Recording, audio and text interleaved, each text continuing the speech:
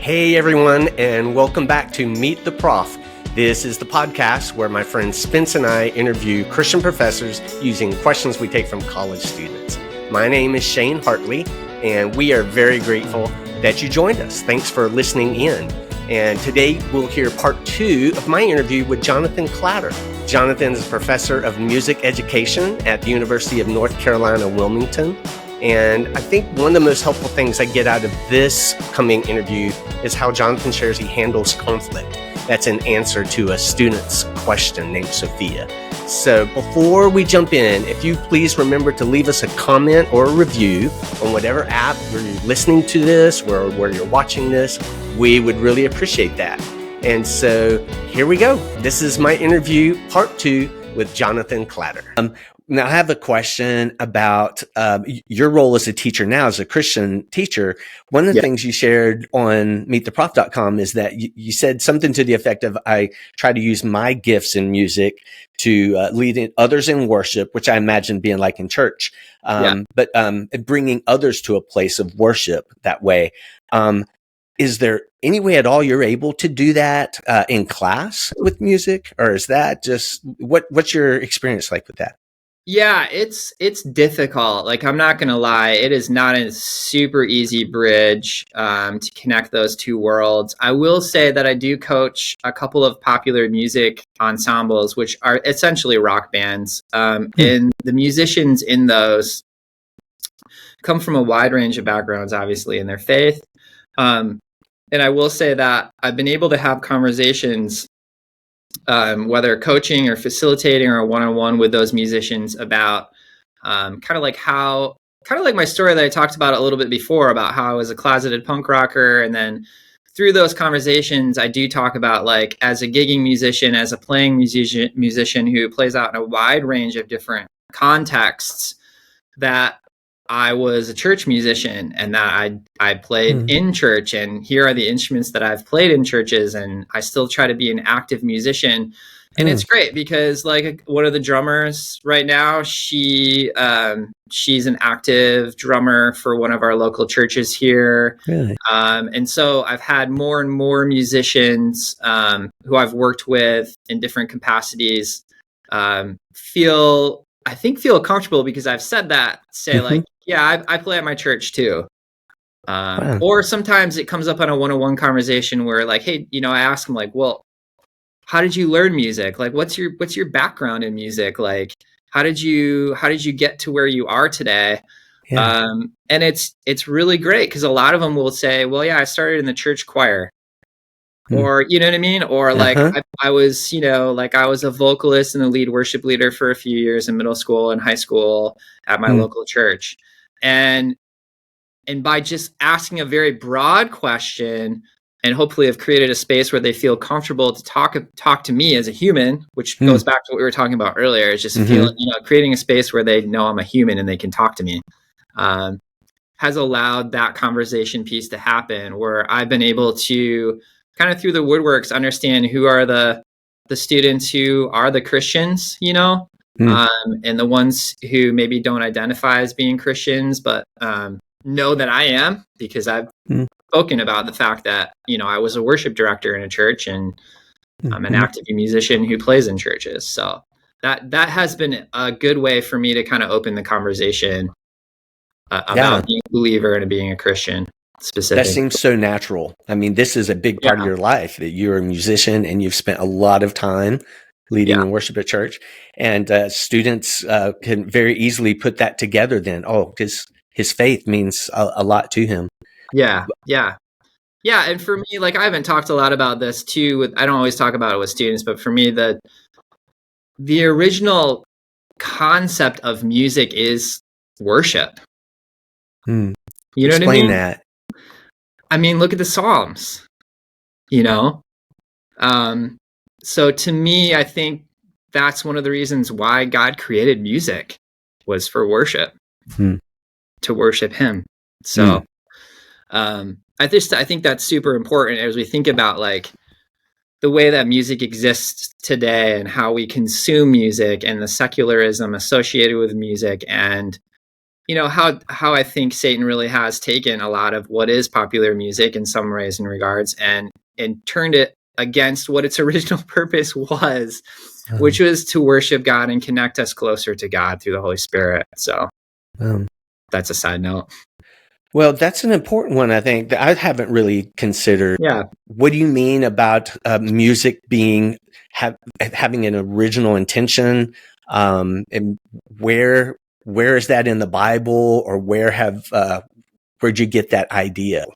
I think God created humans so multidimensional and complicated on purpose because we're made in God's image, right? And I think, like, when you look at pictures of heaven, you see scripturally singing and calling out to God. And I think, music is hardwired in everybody. And it's like, I always laugh at people as they say, well, I'm not a musician and I don't play music. I'm like, well, I would disagree, actually. Maybe you don't identify yourself as a musician, but maybe that's because the culture around you has made you feel or has done something to you that has made you think that you're not a musician or that you can't be musical. Because I think God wired us all to be musical. And that goes through scripture also. You know what I mean? And so, like, in the intricacies of how he's uniquely made us, I think that is one of the many ways that he wants us to acknowledge and worship him is through song, dance, sing, playing instruments, whatever it is. But I think, he is the creator and he is the all creator, but he created us to be creators too. And music is one way to do that. So, yeah. Well, thank you. Well, so one of my favorite things is we collect these questions from college students, and we ask them to the Christian professors. So take a listen to this question from a college student. My name is Sophia. I'm a senior at the University of South Florida, and my question is, when is the time you had two students argue over controversial issues in your class? And as a Christian, how did you handle this? Yeah, thanks for that question. I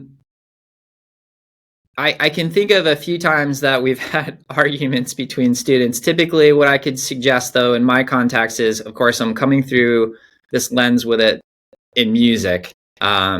And so my context and teaching contexts are related specifically to something that has come up in there. So I coach a couple of ensembles. I mentioned before, one of them is a popular music ensemble. It's basically a rock band. And I also coach a digital controller ensemble, which uses computers and MIDI controllers to create and reproduce music using samples and digital audio workstation environments. And in those contexts, they're student-centered. So essentially, and you just heard me say I'm a coach or I'm a facilitator, and that's what I am. I don't come in and direct the ensemble. I don't come in and tell students what to do necessarily. I don't come in and try to control the environment. It's very much learner-led in that they make the decisions. So they decide what songs they want to learn and or play. You can see where I'm going. They decide if they're going to write a song or they're going to cover a song. So they make a lot of the decisions. And there have been a few times in the past that I can think of where, because it's academic, so they are put in ensembles with not necessarily their friends, I'll just say. So they get paired up with people who either they've never met before or they've met, but they don't know. And they don't know what makes that person tick, right? Like, they don't know their personality. They don't know what they believe in or not believe in. They don't know who they identify with. All of that kind of comes out in the woodwork as they get to know each other and as they have conversations about music and what they're playing and how they rehearse. And so we've had instances where I wouldn't say it's been necessarily so much of a controversial issue, but definitely clashing of moral beliefs and also opinions about the music and or the way things should be or should not be done, to where I needed to intercede. And so as a Christian professor, to me, I think it's really important that I personally push into those kind of experiences that students are having. So one is, I think for me, just being very observant and understanding both perspectives. So this person believes this or feels this way. This person feels this way and has this belief or this opinion. I can, as a professor, kind of stand back and listen to both of those perspectives. So for me, that's my first thing, is I listen. And I try to gain as much information as I can about the context, about the situation. And then what I do through that listening is and this is what I've done in the past, is I will pull each student into my office or in the hallway. Typically it's my office because I can close the door because it's usually confidential and it's a conversation that should exist between me and the student with the door closed, to be completely honest. And I usually approach it with, I notice that there's a conflict or an argument on this. I want to let you know I'm neutral on this right now. My stance is I want you to be able to work together, understand each other's perspectives, but in order to help you, I need to hear you, and I need to hear your perspective, and I need you to talk to me about what's happening. And I do that with both parties. And then once I have kind of an understanding of where both parties stand, then I can kind of make a decision and an action of like, what's the best way forward? Whether that's they come together on their own and reconcile as adults, and how do we reconcile? What does reconciliation mean? How can we agree to disagree? And I'm going to be honest with you, what I use, I don't specifically or explicitly state this, but they're biblical principles. Really? Right? So like, what does reconciliation mean when I disagree with you and you disagree with me? What is kindness? What is listening? What is giving and taking? Right? Like all like so much is modeled, I think, by Jesus for us in the New Testament about reconciliation and forgiveness, right? There's also forgiveness a part of it, because sometimes one student has hurt the feelings of another person. Okay, so then if you've hurt their feelings, what are you going to do about that? You know, and that is, of course, going to your brother and acknowledging and forgiving and moving on, right? Forgiving 7 times, 70 times, whatever. So I try to embed the biblical principles into those conversations with the students. If they feel like they can't come together on their own to reconcile without me, through the listening and then the coaching of here's what I'd like for you to consider doing to reconcile your relationship. Typically what I try to do is I try to be a part of that conversation. So I'll bring the two students together in my office again with me, and then we talk together, and then we try to find the reconciliation pathway, which is not always easy to find, to be completely honest. So yeah, that's kind of like the process that I've used multiple times in the past. I will say sometimes it's been successful. Sometimes students just have needed to navigate different pathways, and we just figure out a way to allow them to find their own pathways, and create barriers where they can trust each other's barriers, and there's a safe place where the anger at least or frustration has alleviated enough that they can at least exist together. But we will have our disagreements, and that's part of academia too, is allowing space for students to speak, and allowing space for students to grow through that. So much of teaching academia is not even necessarily content, I found. These are life skills. I was just thinking about that. This is going to help in future marriages and life skills, family relationships. And I didn't say that, but that's one other thing that I also connect when I'm talking to the students one-on-one, as I was like, what if this happened in your job? What if this happened to your boss? What if this happened to your partner? What if this happened? I don't know. Right? Like all of these things in all these places this could happen. What are you going to do? This is how you learn to work through these differences and these disagreements. Well, Jonathan, this is very helpful. All of these things are very practical. So I'm going to ask you some lightning round questions now that really have to do with your advice for people in different settings. So, not usually one to give advice, but I'll try. Good. So you're stretching yourself here for giving advice. So the first one is, what advice do you give to 18-year-olds, even if you think of your own self as an 18-year-old? One piece of advice would be fight the culture. And I don't mean fight it in a bad way, but stand against culture, because I think it's super important for us to be in God's word daily and understand what he's calling us through his scriptures. And it's so easy as an 18-year-old to get sucked into, social media. And I think a lot of truth today is being, like I said before, deconstructed and pulled apart, and people are making their faith what they want it to be. And so I would say push into the scriptures and go counterculture. What advice would you give to other Christian professors who are at a state school or a private school that's not a Christian school, but they want to have an influence for Christ? Yeah, that's a hard one, because I'm also wrestling with that personally myself on the daily. But I would say for me, honestly, getting connected to like Crew Ministries and the mission that you're working with, Shane, has been super helpful for me as kind of just the starting point to challenge me to be more active in speaking about my faith and what I believe in. Great. And then last question is, what is something about the life of a professor that you think people will be most surprised to know or they don't understand? Yeah, that's multifaceted. I think some people might be surprised about the complexities of the job.